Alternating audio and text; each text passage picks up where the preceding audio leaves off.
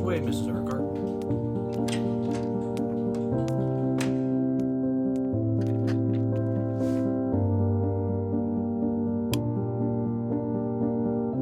Good afternoon, ladies and gentlemen. This is Mayor Olive Urquhart addressing you for the last time on this program as Mayor of the City of Pointe-Claire. With the odds stacked up against her as a female in politics, Olive Urquhart took the 1950s by storm. By becoming a mayor in 1954, the planning of Pointe-Claire's future had begun. She was not only the first female mayor in Pointe-Claire, but arguably the mayor that took the fragmented little town that could and molded it into the city that it is today. 50s were an interesting period. Tremendous expansion and tremendous belief in the future.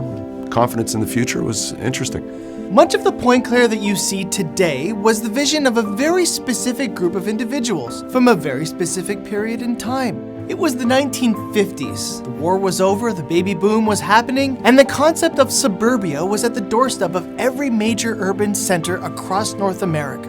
I think they had to have had just like a really clear vision. Like, you have to be visionary to be able to do that kind of changes and advancement. Much of that era was led by an individual who did not want her town to be just another suburban town of Montreal. She wanted her town of Pointe-Claire to become a self-sufficient, self-reliant, self-sustained city. The city of Pointe-Claire. The formation of the city of Pointe-Claire from the parish of Pointe-Claire was largely due to the leadership of Mayor Urquhart at the time.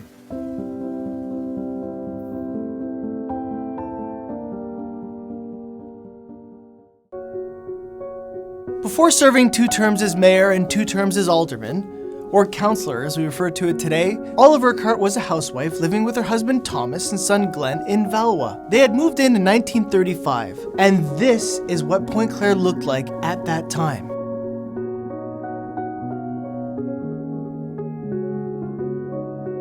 I mean, women generally were expected to and constrained to fit into certain occupations that were deemed suitable or that were indeed open to women. But that doesn't mean she didn't seize the opportunity to immerse herself in the community in any way she could. She volunteered at the local school, at other various organizations. She was also the president of the nursery. And it came to a point in 1950 where she wanted to be involved at a municipal level, understanding that having a hand in shaping the community began there.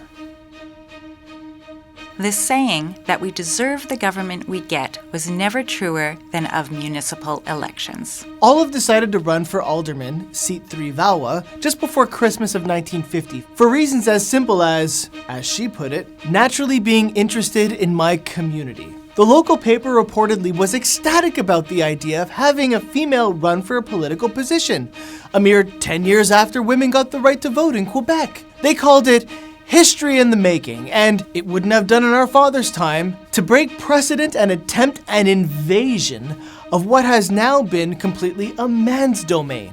Well, you see, once they realized that you knew what you were doing, they respected you. The same thing happened with Mrs. Urquhart. She was very good. She was much brighter than a lot of the men around, so they accept her. And accept Olive they did. She won with quite the landslide, swamping her opponent in a shower of votes. In the municipal field, the humblest of government forms, whatever happens at City Hall is a direct or indirect reflection of the will of the people. For the 2 terms Olive was councillor, the population grew from close to 8,500 in 1951 to just over 10,000 in 1953. Our school system boomed with the opening of Valois Park and the Protestant School Board registering its 1,000th child in 1952. And it was decided that the water and sewage systems needed an upgrade after the enteritis epidemic of 1950. It became clear to Olive that Pointe-Claire was trying to sustain itself on the previous generation's town layout. She knew that the whole town needed an upgrade, from education to water filtration. She just had such a clear vision, and I think when you have a clear vision, everything is possible. She was the type of person that you would have described if you wanted and were looking for someone to be the first woman mayor of the city of Pointe-Claire. I think she was an ideal fit. Well-educated, flexible, determined. And determined she was, spending her first council meeting as mayor in 1954 reciting a list of what she felt should be the council's top priorities. And on that list were two items that are still with us today. First, the creation of a new town hall, one that represented the potential of the city she knew Pointe-Claire should be, and more importantly, in a location that proved to the citizens that Pointe-Claire was destined to be more than just a lakeside town. The second item on the list, the creation of the position of town manager. There was Mr. LaBrosse at the time, who was very active, and Mrs. Urquhart was the mayor. And the position proved necessary as the population continued to increase, as did the number of services provided by the city, like adding fluoride to the town's drinking water. But this was only the beginning. If we look at the truth, we must admit that for many years we have been nothing more than a dormitory suburb, a pleasant one for sure, but primarily existing as a place in which to live and not to work. Olive's vision was to create a place that provided jobs for her citizens, schools for their children, and parks for their recreation. The industrial park was that big step to create a self-sustained, self-sufficient, self-reliant eventual city. The creation of an industrial park, that was a new concept for municipalities. To create industry, to create commerce, so that they could be taxed at a more exorbitant rate to subsidize and pay for the residential taxes. So it's a revenue-generating exercise. In 1955, a new piece of land was annexed from the remaining lots owned by the parish of Pointe-Claire. A total of 1,650 acres were designated to the industrial park. In other words, 36% of Pointe-Claire as a whole was going to be zoned as industrial. So naturally, the citizens were concerned how this would affect the 50-plus-year tradition of Pointe-Claire's status as a garden city. Mayor Olive Urquhart sensed the concerns of her citizens and responded with transparency, meeting their exaggerations head-on.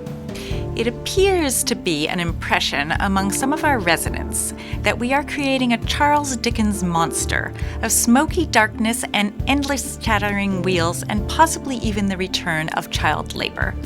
There seems to be a widespread belief that this monster is about to swallow the pleasant serenity of our residential community. To stay in line with the Garden City, the industrial park was strictly open to light industry companies that do not generate odors or dust or noise, like cute little Avon or Procter & Gamble. Plus, these companies had to follow strict aesthetic guidelines. The building had to be modern in appearance, no more than 2 stories in height, parking had to be in the back, green space had to be in the front, and most importantly, no neon lights. Usually, if the mayor is progressive, things work out very well.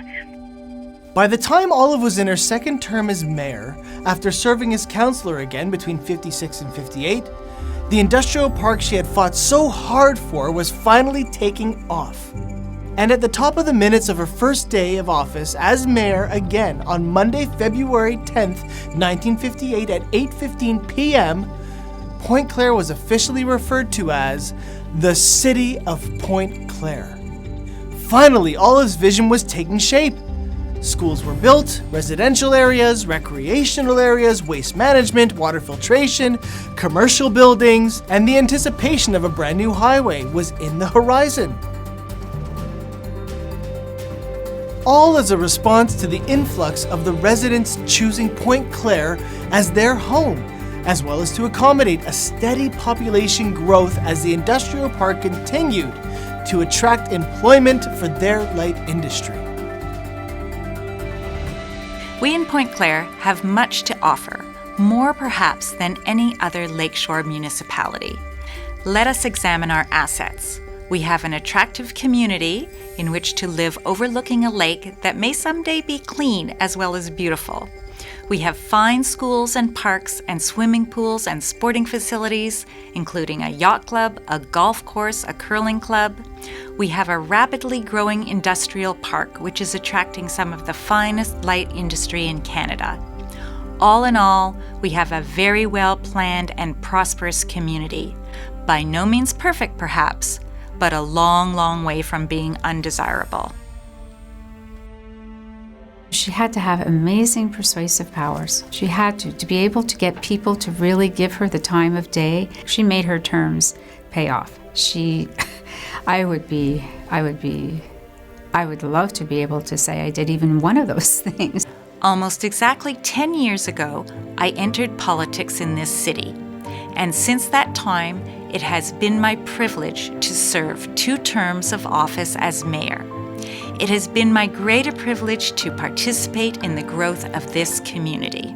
In 1961, Olive decided her mandate was done. She was satisfied with the growth of the city, and when asked if she would run again, she responded, "Definitely not running."